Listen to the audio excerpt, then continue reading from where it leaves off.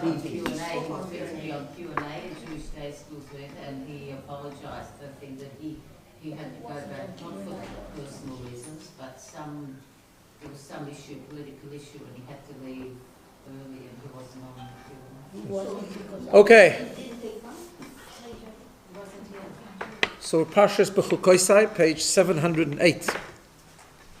So just before we start, Hannah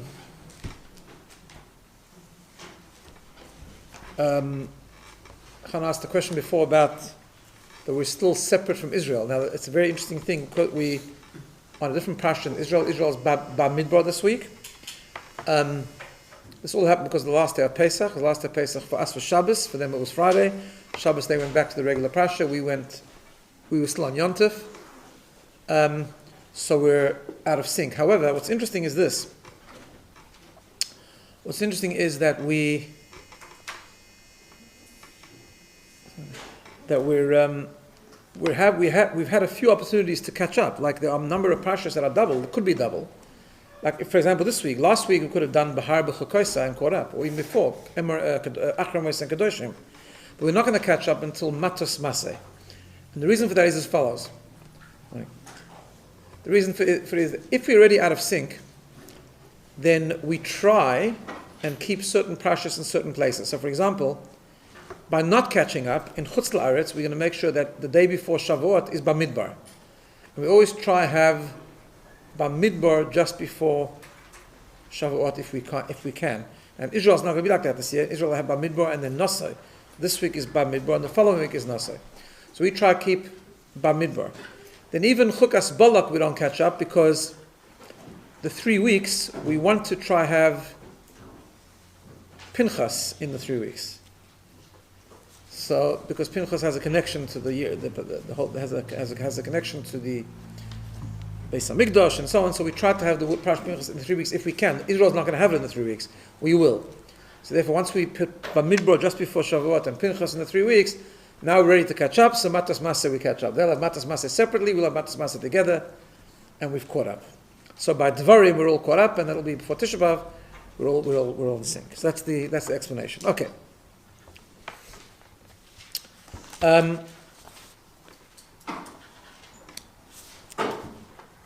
So Bechukosai is the last parsha. Sorry, page 708. Everyone. Okay. So 708. Yeah. So Bechukosai is the last parsha in Vayikra. It's an interesting parsha. It contains, first of all, lots of different brachas, lots of different blessings. And then we have a very large section of the parsha called the Toichacha, which is actually curses. It's admonishment, and God warning us that if we don't do the right thing, we'll suffer consequences, and so on and so forth. In previous years, I've explained to you that on a deeper level, it also contains lots of hidden blessings. But on the surface, it's a very harsh part of the parsha. In fact, in Shabbos, in Shul, and this is the Aliyah of Shlishi, the third Aliyah, normally when people come up to have an Aliyah, we call them up by name. We say Ya'amod, etc., right? Twice this week in Parshas Kisavai, when we have the admonishment, it's a very harsh part of the Torah, we don't give it to anyone as an Aliyah. The Baal Koreh, the Torah reader, just the Torah reader just has it himself. He just makes the bracha himself, and we don't officially call him up. So in other words, someone has to have Aliyah. You can't have Torah without an Aliyah. But the Baal Koreh just has it himself and just says the brachas, and we don't actually officially call him up. That's how it works. Okay, so that's the parsha. Now, just before we get into the parsha, we'll just pause for a moment and just welcome Shira Fesbach. She just recently lost her father. I want to wish her Makim Menachem Eschem and only good things and comfort and strength, long life. Okay, so what I want to do is have a look at the first part of the parsha. Just have a look. Let's have a look first at the first pasuk. So the first pasuk tells us, page 708, Im b'chukosai teilechu, says the parsha, if you follow my decrees, that's the literal translation, mitzvosai tishberu, and you keep my mitzvahs, v'asisem oisam, and you will do them, right? Then Hashem says, v'nasati gishmeichem be'itam, I'll give you a rain in the right time, etc. And the Torah continues on with a long list of tremendous blessings which Hashem will give us if we keep the Torah and go in His ways. However, Rashi points out, the famous Rashi, I've shared with you many times, that the phrase im bechukosai telechu, the phrase if you will follow my decrees, the word telechu literally means you will walk in my decrees. Although it seems to be referring to mitzvahs, it's actually not referring to mitzvahs. It's referring, because Rashi says, because the next phrase in the Pasuk talks about mitzvahs, right? So it says, if you'll go in my ways, you'll keep my mitzvahs and you'll do them. So what does b'chukoisai telechu mean? And we just have mitzvahs, the next phrase. So Rashi says, b'chukoisai telechu is a reference to amelim b'Torah, that you will toil in Torah. You will work hard in the study of Torah. Okay? As the Kli Yakar points out, that in fact what the Pasuk therefore actually means is referring to three things. Learning Torah, which is b'chukoisai telechu, you will walk in my ways. Mitzvosai tishmru, guard my mitzvahs, is a specific reference, says the Kli Yakar, to negative commandments. We find the Gemara tells us that every time it says in the Torah, hishomer, beware, to do this or not to do this, is always referring to a negative commandment. We count it as a loisaseh, as a negative commandment. Va'asisem oisam, because in other words it means you'll protect yourself, right, from evil. That's negative commandments. Va'asisem oisam, and you will do it, is a reference to positive commandments. So we know in the Torah we have 365 negative commandments, 248 positive commandments. So that's the breakup of the pasuk. B'chukoisai telechu is learning Torah. Mitzvosai tishmru is negative commandments. Asisem oisam is positive commandments. Now I'm going to show you the interesting thing that the Kli Yakar says on this, but just before I do that,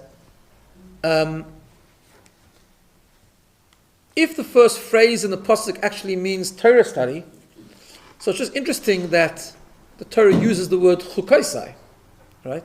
And the word telechu. They both don't seem to make sense. In other words, if it's a reference to Torah study, it should have said, if you learn Torah, or if you work hard in Torah, right?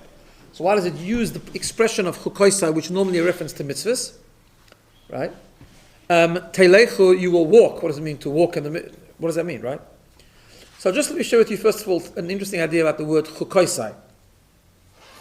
Because the word chukah, right, the word chukah actually has three meanings. In this pasuk, Rashi says it refers to learning Torah, or learning Torah with effort, investing effort in learning Torah. We also know that it means mitzvahs which are irrational, because when we talk about mitzvahs, one category of mitzvahs we know is chukim, the mitzvahs that are above logic. And the word chukah also means to be engraved. We've done this before, but it's just interesting to look at these three translations, right? Now, how they're all connected, so it works like this.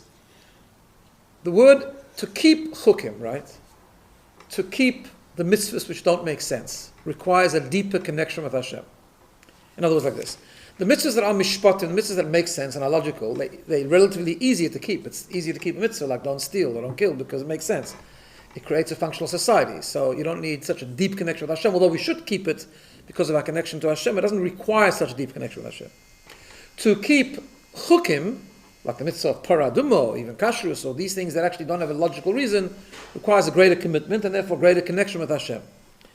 Now we know the connection with Hashem can operate at many levels, and we've explained this before, but our connection to Hashem can be expressed with two analogies, either like letters that are written or letters that are engraved. What's the difference between written letters and engraved letters? So letters that are written on a piece of parchment, like the Torah, is the letters in the parchment are very connected because they join together, but they're two separate entities. At the end of the day, they're still two separate entities, right? In fact, a lot of times here we see people who bring tefillin to check that could have been beautiful tefillin, but some of the letters are faded or some of the letters actually jumped off. They've peeled off the parchment, right? And so on. So it's two separate entities. When you engrave letters, however, like the luchos, where the Ten Commandments were engraved in stone, the letters and the stone are actually one thing. The letters are part of the stone, right? So it's always brought down that that's representative of the two levels of connection we can have with Hashem. We can have a connection to Hashem that we are connected to God, but at the end of the day, me and God are two separate things.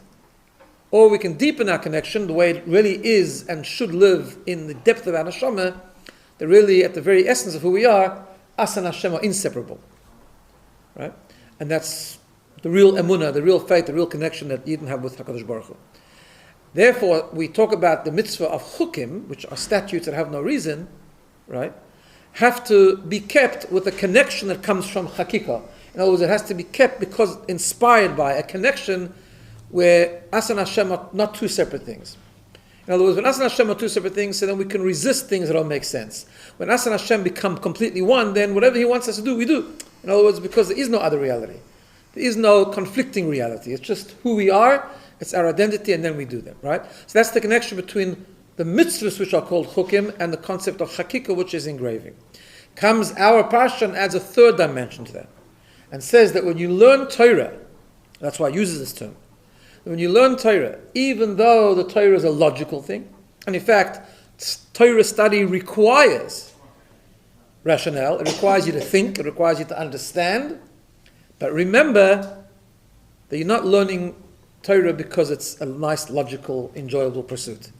You're learning Torah because it's the mitzvah of Hashem, you're learning Torah to become connected with Hashem, and therefore you need to learn Torah although you're learning Torah with a level of rationale and understanding, but you need to learn Torah also with a level of surrender and complete commitment. Commitment that comes from the hakika, commitment that comes from that same part of the neshama that inspires us to do mitzvahs that make no sense. Because at the end of the day, although Torah makes sense and it's logical and it's beautiful and it's understandable, but it's still Hashem's wisdom, it's a divine wisdom, it's a wisdom that transcends our limited, fragile mind, and therefore to really connect to it, to really absorb it, to really internalize it, requires hakika as well. It requires the same level of commitment that is required for keeping a mitzvah, which is completely irrational. Okay, that's the word chukosai. Why the word teilechu? So I mentioned this to you before in previous years. The Orach Chaim HaKadosh, Reb Chaim ben Attar, great Sephardi commentator, he brings, I wrote down the number here. Yeah, he brings 42 reasons. I'm not going to go through all of them now because it'll be a long time for that. He goes through 42 reasons why the pasuk, when it's specifically talking about investing effort in Torah study, chooses the word teilechu, you will walk. Right? Chukosai teilechu, you will walk in my ways, following my ways. Now in previous years I've given you the first couple of reasons and then we ran out of time. So just very briefly to revise one or two of them, and then I'm going to give you two more this year. If I remember next year, I'll add more, right? So he says one reason is that the Torah is alluding to the fact, as we say in Shmal, v'lechtecha v'derech. The Torah study is something you should always do, even when you're walking on the way, right? It's a concept of, I have an app on my phone called v'lechtecha v'derech. What is it? It's like it's a link to a whole bunch of different standard svarim. So if you're in the way and in the car, on the plane, you always have what to learn, right? You always have what to study. So it's called v'lechtecha v'derech, we say in Shema, when you walk on the way. That's what the Orach Chaim says, that the Torah says, v'lechtecha v'derech, you should also study Torah. So in Bechukosai teilechu, which is a reference to Torah study, teilechu, you should do it even when you're on the way. Also, he says teilechu is a reference to the various pathways of Torah. We know that Torah operates on many levels. It's given to us on many levels. There's the pshat, the things the medrash, things that it hints to, esoteric and so on, right? Known as pardes. So Torah is saying, Kosai teilechu, explore Torah, but don't only limit yourself. Explore Torah, first of all, by choosing the part that speaks to you most, and also explore all parts of Torah. Don't be limited to one or the other. Explore the various ways, the various teilechu, the various pathways of Torah. Two more reasons that I'll share with you this year, which is reason 5 and reason 7. He says the following, in reason number 5. He says that the Torah is warning us like this. Torah study is very vast, right? And part of Torah study actually requires us to explore. In other words, to understand that Torah is limitless. Torah has vast, deep tunnels of exploration that we can research and explore and innovate, right? One of the greatest ideas of Torah, one of the greatest depths and gifts of Torah is the gift of chidush, the gift to interpret things on your own, to come up with innovative ideas of interpretation, to come up with chidushim, as they call them, to answer questions that are apparent contradictions between the Rambam and this one, or this Rambam and that Rambam, or between this Gemara and that Gemara, and so on and so forth. Torah is exciting. Torah is not just a static thing. Torah is not just limiting. Torah is teilechu. It's something you have to walk in, something you have to explore, you have to deeply research and explore the various tunnels of Torah.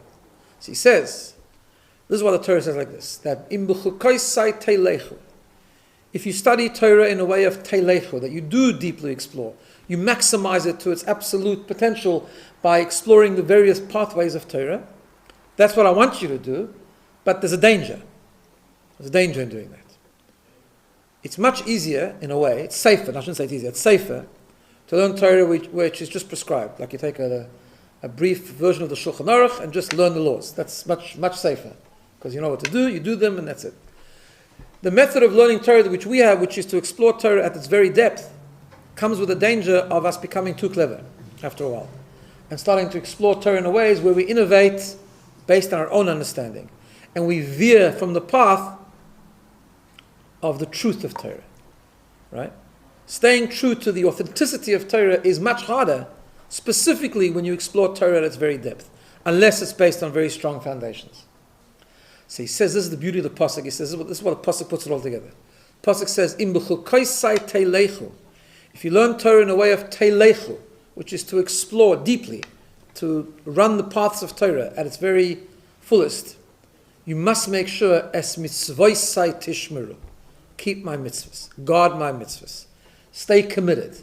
Stay being a committed Jew, because if you're not committed, you're just studying Torah without the commitment to the mitzvahs.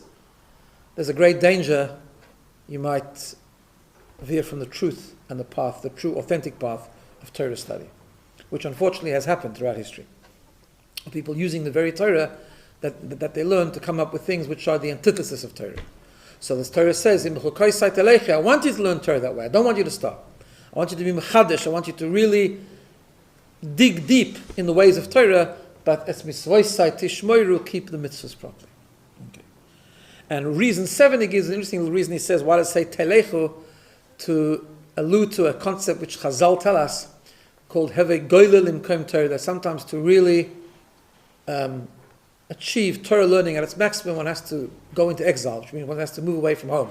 One has to go away to places to learn where you're insulated and you're protected and you're removed from the distractions of society or even the distractions of home life in order to really maximize, which is why the derech, the tradition among Jewish communities, all Jewish communities, till today is very often for younger people to go away from home, to go to yeshiva, to go to seminary, whatever it is, to explore Torah properly, because you're away from the, not just because you can't find it in your place, but actually there's a thing about actually going away and doing it. He says that's hinted in the word telech. I want to share with you a little concept that the Kli Yakar says, and then we're going to go into something a little bit deeper. It says the following, that, as I mentioned before, he says that the Pasuk is divided into 3, right? Chukosai telechu is Torah study.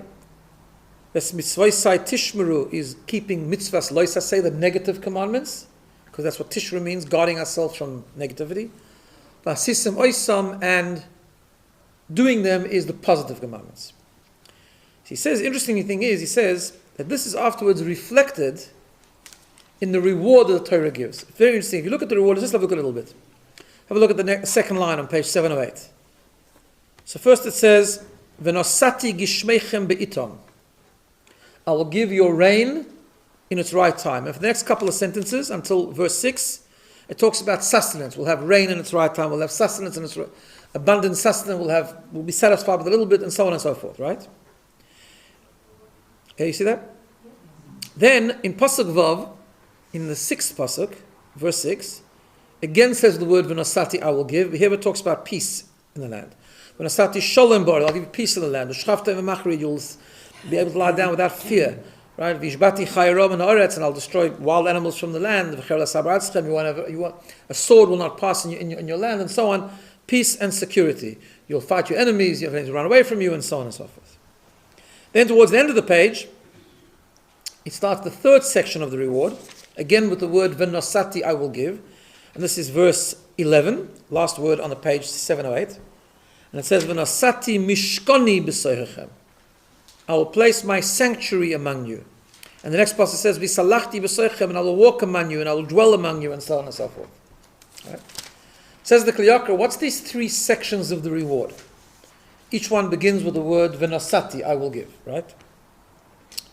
He says the 3 sections of the reward refer to the 3 categories that the first pasuk refers to at the beginning. He says we know that Torah, to learn Torah properly, number 1, Torah brings blessing, but also to learn Torah properly, one has to be comfortable. One has to have the comforts in which the Pirkei Avos says, Im ein kemach ein Torah. If there's no flour, there's no Torah. In other words, if you don't have distractions and you don't have the turbulence and the worries of having a living, then one can dedicate time with peace of mind to study Torah.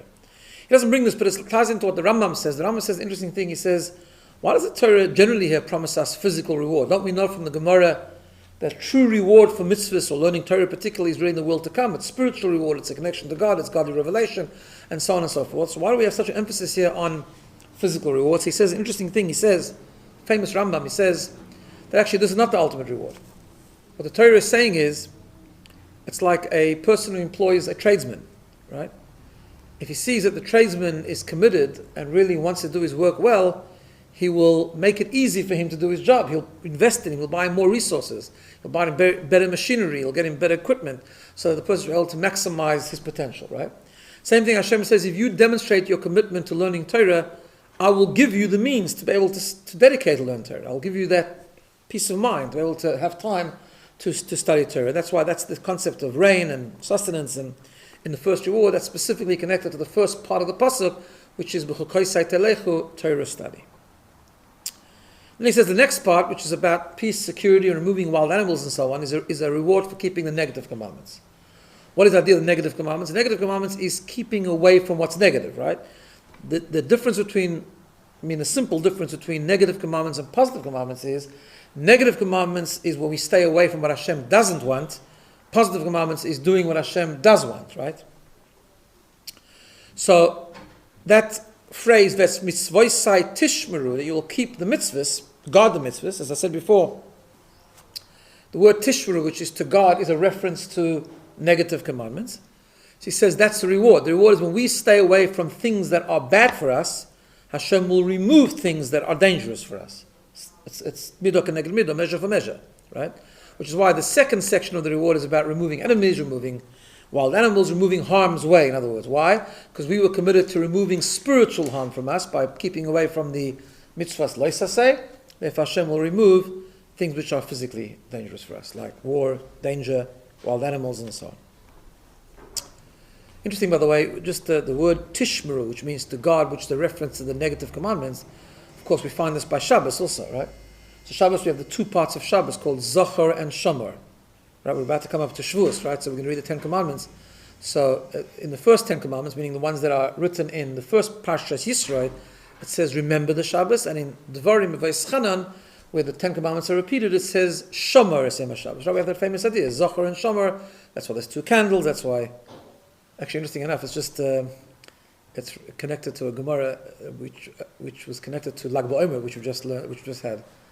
The Gemara says in Shabbos that when Rabbi Shimon Bar Yochai came out of the cave, right? So at first it was very difficult for him and his son. He had just spent 12 years immersed in complete spirituality, and now he came out and he saw people farming and like physical stuff, right? It was like a different world, different reality. And at first it was very hard for them. Hashem sent them back to the cave for an additional year to get used to that concept. And he came out, and his son still wasn't ready for this, but he was at peace with it and he understood it. The Gemara ends off that it was Friday when they came out of the cave, and they saw someone running with 2 branches of myrtle, 2 hadassim, like a bouquet of flowers basically, but it was two myrtle branches. So Rabbi Shimon stops this Yid and he says to him, why are you running with 2 myrtle branches? He said, it's almost Shabbos, the Gemara doesn't say these words, but I'm taking flowers home for Shabbos. Why 2? He says, I'm taking 1 for Zohar, 1 for Shomer. 1 to honor the Zohar of Shabbos, 1 to honor the Shomer of Shabbos. And it was a simple Yid, and Rav Shimon turned to his son, he says, look how precious the Yidden are, look how precious they hold the mitzvahs, that Zohar and Shomer, they take 2 myrtle branches home for Shabbos to honor the Shabbos. Why am I mentioning this? Because same phrase. Zohar is the positive of Shabbos. It's the mitzvahs of Kiddush, the mitzvah of lighting candles, mitzvahs of having pleasure from Shabbos. All these things are all part of the Zohar of Shabbos. Shomer, protecting the Shabbos, is not doing work on Shabbos. That's the idea of staying away from the things which are prohibited on Shabbos, because that's the negative commandment of Shabbos. So that's the same idea. That's mitzvosai tishmeru is the negative commandments. The reward is Hashem removing that which is negative from us. Finally, he says, the third set of reward, which Hashem says, I will give you a mishkan, I'll give you a sanctuary, I will dwell among you, and so on and so forth, corresponds to the last part of the pasuk, which is positive commandments. Why? Why do we do positive commandments? What happens when we do a mitzvah? When we do a mitzvah, we are taught that we draw down a divine energy. We draw down Hashem into the world. We bring holiness. We bring elokus. We bring godliness into the world. When we take a piece of leather, we make a tefillin, or we take a candle, we make a Shabbos candle, we're bringing Hashem into the physical world. That's why the reward for keeping positive commandments is v'nosati mishkoni b'soichem. I'll give you a mishkan. I will dwell among you. I will be with you, because it will be successful if you're committed to the positive mitzvahs. I will be invited in, so to speak, and I will rest. I will dwell among you. That's the third reward. So it's a very beautiful concept how he takes the first pasuk divided into three, and he shows that the three sections of reward correspond to those three parts of the first pasuk: Torah study, observance of the negative commandments, and observance of the positive commandments. Okay. Now, I want to have a look at one particular pasuk and share with you an interesting idea. Might require a little bit of extra focus here, so heads up. Have a look at the pasuk Vav, pasuk 6. Right, the second reward, where Hashem says, "V'nosati shalom ba'aretz," I will give you peace in the land. "U'shachaftem ve'eim macharid," you will lie down and not be frightened. "V'hishbati chayora min ha'aretz," I will destroy, cease to exist. We're not sure exactly what the word means. We'll see in a second. I will cause wild animals to disappear from the world. V'cherev lo yisaver ba'artzachem, and sword will not pass through your land. Okay? Now, by the way, all these rewards, of course, they're rewards for keeping mitzvahs, but we know that Parshas Bechukosai specifically, ultimately, will be fulfilled only when Mashiach comes. Right? True prosperity, true peace, true security, true everything will only have, true revelation of God will really only happen when Mashiach comes. Part of it obviously is before, but its ultimate level will only happen when Mashiach comes. Okay. So let's have a look at this pasuk, this phrase. Hashem says, "I will destroy or eliminate wild beasts from the land." Right? So there's a Toras Kohanim. Toras Kohanim is a body of Tanaic literature from the Tanoim. It's like a Midrash, but it's from the Tanoim. Not in the Mishnah, but it's a separate work. In the Torah's Kohanim, there's a dispute between Rabbi Yehuda and Rabbi Shimon. Okay? Rabbi Yehuda is one of the great Tanoim. Rabbi Shimon is Rabbi Shimon Bar Yochai. Whenever you find in the Mishnah, and that will become relevant later, whenever you find in the Mishnah Rabbi Shimon, right, Rabbi Shimon, without a name, means Rabbi Shimon Bar Yochai. That's what the Gemara tells us. Okay. So there's a dispute between Rabbi Yehuda and Rabbi Shimon. They often have disputes. There's many halachic disputes between Rabbi Yehuda and Rabbi Shimon. They're one of the famous pairs of people that argue. And you have the famous arguments in the Talmud. Beis Shammai, Beis Hillel, Rabbi Yehuda, Rabbi Shimon, Abai and Rava, Rabbi Yochanan, Reish Lakish. There's a few very, very popular and very common arguers in halacha. So this is not a halachic argument, but this is an argument of what this pasuk means.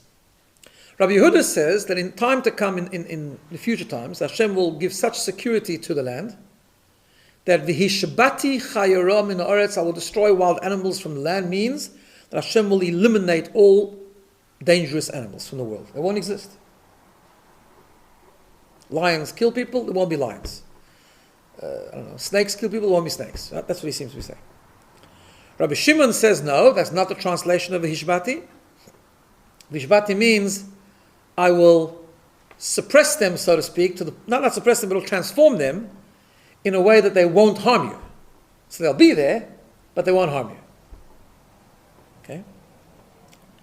Now there's a big translation, there's a big explanation, analysis of this, because don't forget we have a famous Haftorah, which comes from the book of Yeshayahu, which tells us very, very famous things, that when Mashiach will come, the leopard will lie with the lamb, and then the lion with the sheep, and all this kind of stuff. Which is not such a big problem, which seems to suggest that we're following the view of Rabbi Shimon. Not such a big deal, because Rabbi Yehuda has interpretation of that, like the Rambam himself suggests in some places, that in fact not necessarily that will happen right away, because that could be a very miraculous thing. The Rambam's view is that at least at the beginning of Mashiach's times, he says differently in different places, but at least in the beginning of Mashiach comes, it could be a very natural process, and therefore there'll still be wild animals. And he says what it's referring to, it's more an analogy, like it means that nations will get on with each other, and so on and so forth. Okay. So therefore, there are other ways to interpret that pasuk, more as a reference to peace among the nations, but that's Rabbi Huda's view. Now, I want to share with you an amazing thing. This is actually based, initially, this first part of this explanation is based on a halachic analysis by a great rabbi that lived before the war. He lived in Dvinsk, called Rabbi Yosef Rosen. He's known as the Rogachova Goen, because he was born in a place called Rogachov. And he, very often what he does is, one of his great approaches in learning was to find common threads among different sections of Torah, right? It's a particular, very, very well-known approach in Torah study. And one of those ideas is, therefore, to find that often when you have two people that argue, and they argue in completely different contexts, if you examine it deeply, you'll see that actually it's called the lashitose, which means they're actually following the same pattern right through. They're actually consistent. And I'm going to give you two ideas here, two other instances. But here it's a bit halachic, but I want to come to an idea at the end. Right? I'm going to give you two very interesting halachic disputes between Rabbi Shimon and Rabbi Yehuda, that you'll see that they actually are consistent, and it reflects the same difference of opinion with regard to how to interpret this pasuk. Okay, you ready for this? Now, it all boils down to one thing. How do you translate the word tashbisu or vihishbati? Right? The root of that word, by the way, is shin beis tof, which can mean to destroy, to stop, to rest sometimes. It has different meanings, but there's an issue of how exactly to understand that word. And I'll give you one example, you'll see, and we'll come back to this in a second. So, when it comes to Pesach, the Torah tells us to destroy the chametz. Correct? What's the term used in the Torah? Tashbisu, same root. It says, you tashbisu sa'or mibateichem, destroy the chametz from your houses. Right? So we find an interesting dispute between Rabbi Yehuda and Rabbi Shimon. Same two people. Okay? Rabbi Yehuda says, the only way to fulfill that mitzvah is to burn the chametz. Right? If you own chametz and you have to destroy it, only one way to destroy it, burn it. Rabbi Shimon says no. Rabbi Shimon says you can actually crumble it in the wind, like throw it in the wind, or matil layam, throw it into the sea. It's also good. Says the Rogachova, what's the meaning of this dispute? He says like this. What's the difference between burning something or throwing it into the sea, for example, right? Or crumbling it so the crumbs go all over in the wind, right? It says the following. If you crumble a chametz in the wind or you throw it into the sea, the chametz becomes totally dysfunctional. In other words, it loses its current form, but in essence it still exists. If you burn the chametz, you destroy it completely, and you land up with something which is a totally different being, or to use an expression from one of the great commentators of the Shas, ponim chadoshes bolakan, it's a new entity completely. It's ashes, it's not chametz anymore. Right? In other words, if I throw a piece of bread into the sea and it all crumbles up, the bread is still there. It hasn't actually been destroyed. It's just not functional. I can't get it. I can't go put it together. I can't use it anyway. If I crumble in the wind, the same thing. All the crumbs are going all over the place. It's completely not functional, but actually in essence still exists. Whereas if I burn it, I've destroyed it. So he says like this. The Torah says the word tashbisu. Right? Tashbisu. What does that mean? So according to Rabbi Yehuda, the word tashbisu, which really means to destroy something, means you've got to destroy it completely. Destroying its form is not good enough. You've got to destroy it at its essence. It's got to be destroyed, eliminated. Only then can you apply the term tashbisu.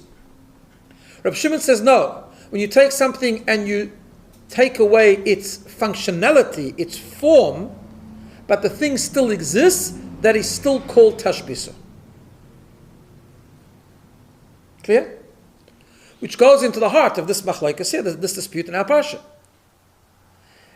The Torah says, v'hishbati, same word, v'hishbati, I will destroy wild animals from the earth.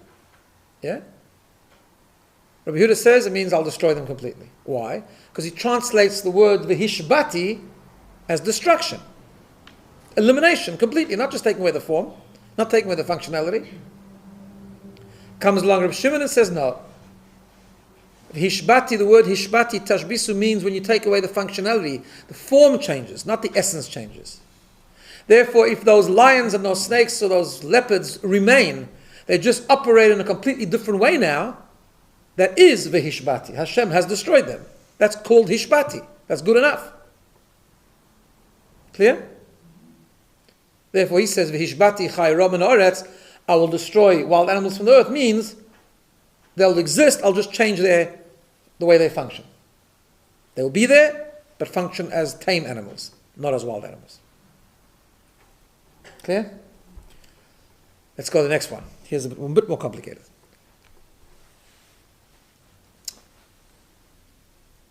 The other time the Torah uses the word tashbisu, interestingly enough, is Shabbos. Shabbos is the same word. Realize? Yes. Same root, exactly the same root. That's why I checked it. Yeah. Shabbos. Why is Shabbos called Shabbos? Because the Torah says about Yom Hashvi Tishbois. On the seventh day you shall, well, we always translate it, you shall rest. Doesn't actually mean you shall rest. You shall cease. What does it mean you shall cease? There are 39 activities that need to cease on the seventh day. Okay. We have a machlokes, we have a dispute between Rabbi Yehuda and Rabbi Shimon, same Rabbi Yehuda and Rabbi Shimon, about something called melacha she'eino tzricha legufa. If you do one of the prohibited activities on Shabbos, but you don't actually need its purpose. I'll give you an example. One of the activities on Shabbos is you're not allowed to plow. Okay, by extension, plowing doesn't only mean plowing, it means also like digging a hole in the ground. So you're not supposed to dig a hole in the ground on Shabbos, okay? For example, right? It comes under the category of plowing. So just accept that for a moment. Digging a hole in the ground on Shabbos is prohibited. What happens? What's the melacha? What is the activity that's prohibited? Digging the hole. That's plow. That's an act of plowing. What happens if I dig a hole on Shabbos, but I don't need the hole? I dug a hole because I wanted the sand.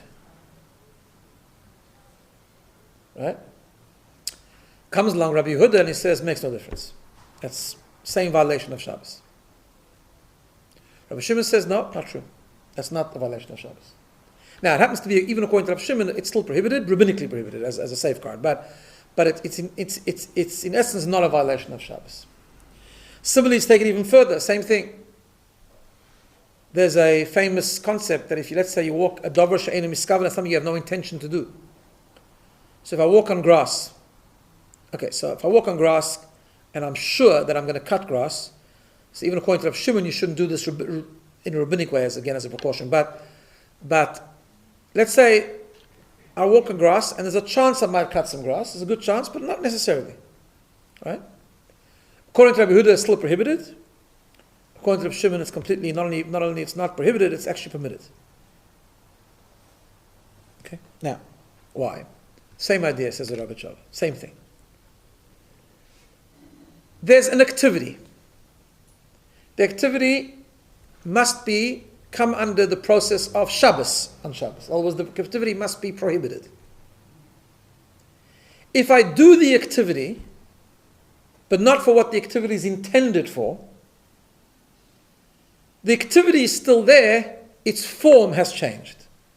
You see that? The activity is called plowing, so it's digging a hole in the field on Shabbos, right? The activity is still there. I dug a hole. But the form of the activity has changed, but the activity is still there. Says Rabbi Yehuda, if the activity is still there, you haven't eliminated it. You haven't applied the word tishbois to it. You haven't done tashbisu. You haven't shabbosed. You haven't shabbosed the activity. The activity is still there. Says Rabbi Shimon, yes, you have. You have shabbosed the activity. The activity is still there, but it's functioning differently now. Normally, when you dig a hole, the functionality of that activity is for the purposes of the hole. Now you've dug it for the purposes of the sand. That's not the same activity. That's not called plowing. The activity is plowing. It's an activity of plowing, but it's not the functionality of plowing. The activity is still there, but the form has changed, and therefore it's still considered tishbois. You have Shabbos, the activity. And therefore it's not considered a violation of Shabbos. Clear? Now, who's the halacha like? Well, we don't know what the halacha is like when Mashiach will come about the animals. But if it's a consistent theme here, in the other two halachic disputes, who's the halacha like? Like Rav Shimon. Right? Which, by the way, is interesting because we don't always paskin like Rav Shimon. Very often, in disputes between Rav Shimon and Rabbi Yehuda, we actually don't rule like Rav Shimon. We rule like other people. We rule like Rabbi Yehuda or others. Right? It happens to be in this case the halacha is like Rav Shimon, both on Pesach. Although the minhag in Pesach is right, though the minhag on erev Pesach is to burn chametz, but actually it's not critical. If you throw it into the sea, it would also be good. In fact, I will tell you one time where we actually apply that. We haven't had it for a long time. We're going to have it, I think, in a few years. When Shabbos HaGodel comes out in Erev Pesach, when Erev Pesach is Shabbos, right? Yeah? So we still have chametz on Shabbos morning. It says you've got to be very careful, only keep the amount of chametz you need for the meal, but you end up with crumbs. What do you do with those crumbs? You flush them down the toilet. That's what you do with them, right? That's what it says in Shulchan Aruch, right? Well, according to Rabbi Yehuda, that's problematic. What do you mean? You haven't got rid of the hummus? Okay, it depends where you flush it down. Truth is, even according to Yehuda, if you make them completely unedible, maybe it does work. But it certainly works according to Rabbi Shimon. Okay, because that's the halacha. Essentially, halacha is like Rabbi Shimon. Shabbos for sure is like that, right? Shabbos we apply Rabbi Shimon certainly in the terms of walking on the grass without having intention and so on. Often we do that, right? So the halacha is like Rabbi Shimon. So sorry, Rabbi, say if you walk into shul, do you walk along the grass or do you go around? No, you walk on the grass unless the grass is so long. If you walk into shul, unless your shoes are such a way or the grass is long or soft enough that you think for sure you're going to cut grass. But if you're just walking over grass and you think you might cut some grass, it's not a problem. There's an option of not. No, you don't have to do it. You don't have to take that option. You can walk over the grass. Unless it's almost for certain you will cut off grass, right? Otherwise, okay. So halacha is like Rav Shimon. How does that tie into the halacha being like Rav Shimon when Mashiach will come? About that the animals perhaps will not be destroyed, but they'll just be changed, transformed. And also, how is this connected specifically to Rav Shimon Bar Yochai?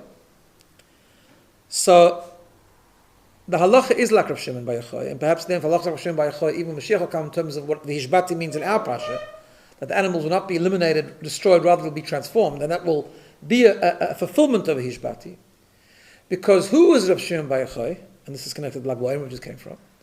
Rav Shimon Bar Yochai was, as we know, his uniqueness was that he was great both in the halachic part of Torah, which is the revealed part of Torah, and the mystical part of Torah, which is Kabbalah.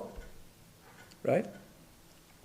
One of the things that the mystical part of Torah does is it looks deeply at something, and not just at the external, it looks at the essence of something. What is the ultimate end game with Mashiach? Right? The ultimate end game when Mashiach will come is for Hashem to be completely revealed in the world. In other words, like this. Hashem created a world which, as we've mentioned many times, in Hebrew the word for world is olam, which comes from the Hebrew word la'alim, to conceal. Hashem created a world where there's a lot of concealment. Hashem is concealed, Hashem is hidden in this world.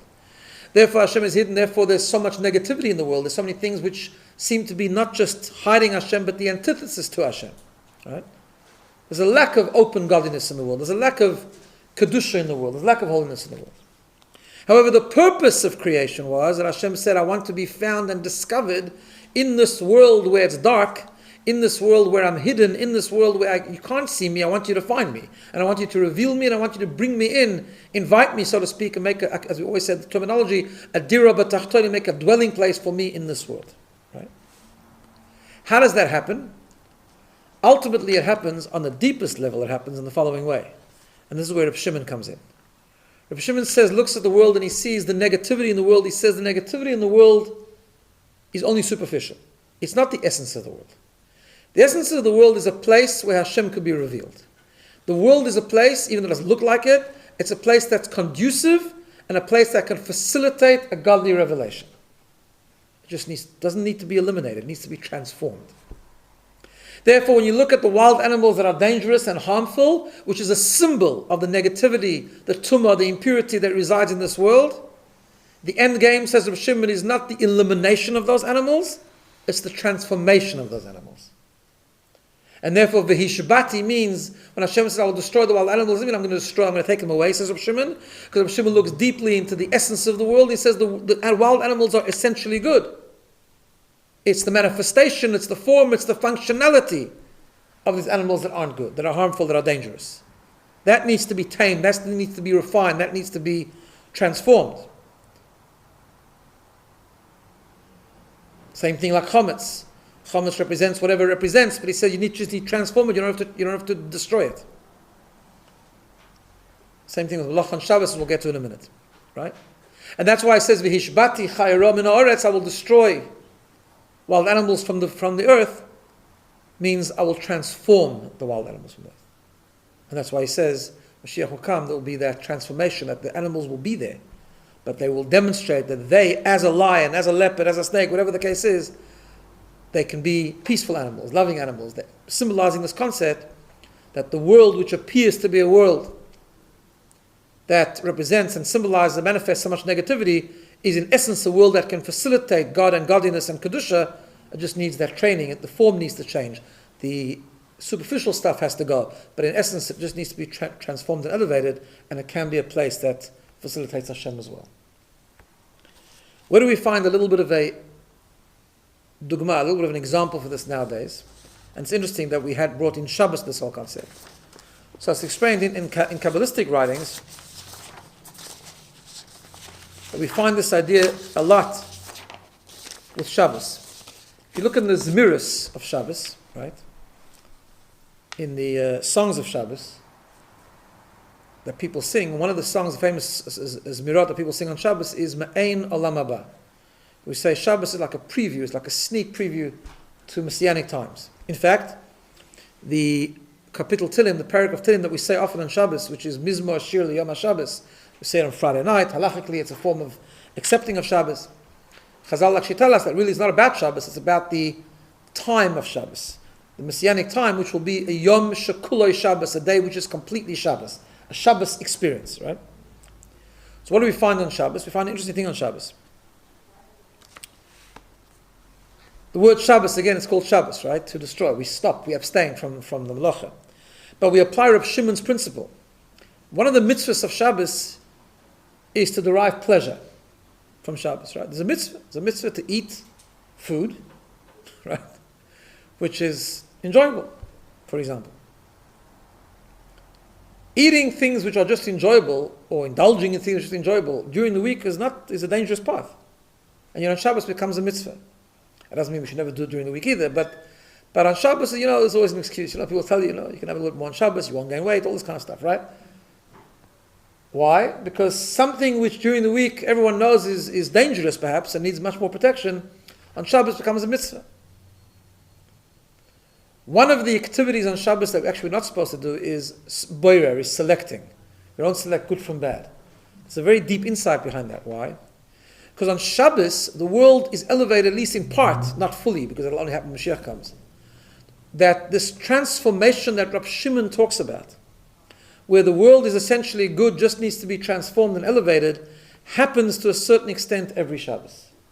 And therefore every Shabbos, the very activity, like eating, which during the week there were holy Jews throughout generations that during the week they would mamash eat nothing because they were so scared about it having a material or mundane and coarse effect on their spiritual destiny, right? And yet Shabbos they would eat more. Why? Because Shabbos you're much more protected. Why is that? Because Shabbos the eating becomes a mitzvah. If it's bad for you during the week, then why is it a mitzvah on Shabbos? Because that's the point. Shabbos, the world is elevated to a point where what is more dangerous now during the week in pre-Mashiach existence, pre-Shabbos existence, on Shabbos where we get a preview for this process, is elevated. And therefore the very same activity becomes something which is safe, beneficial, is spiritually safe, and can be done properly, and can be done and becomes a mitzvah. That's why we have this idea that selecting on Shabbos is no good. Why? Because Shabbos the whole world becomes elevated. During the week we have to struggle to push away the bad and take the good. Shabbos the whole thing becomes good. Because it all becomes transformed. And that's why we see that's Reb Shimon again. That's why interestingly enough, on Shabbos, in the same machlokes, in the same dispute, which carries the same pattern, we paskin like Reb Shimon. Because that's the ultimate depth of what Shabbos means now, and what Shabbos will mean in the future as well. It's the Hishbati, the word Shabbos, meaning not that essentially it needs to be destroyed, but just needs to be transformed. And that's Reb Shimon's view, and that's what we do now on Shabbos. That's we experience that on Shabbos to a certain degree. We paskin like Reb Shimon in terms of the halachas of how we practice Shabbos, and that's what we look forward to when Mashiach comes, where there'll be that peace in the world, and the animals will exist, but there'll be animals which facilitate peace and good things and holiness. Okay, we'll stop there. So we'll today, but Billy Mark. That's the lying down with the lion. Yes, exactly right. It's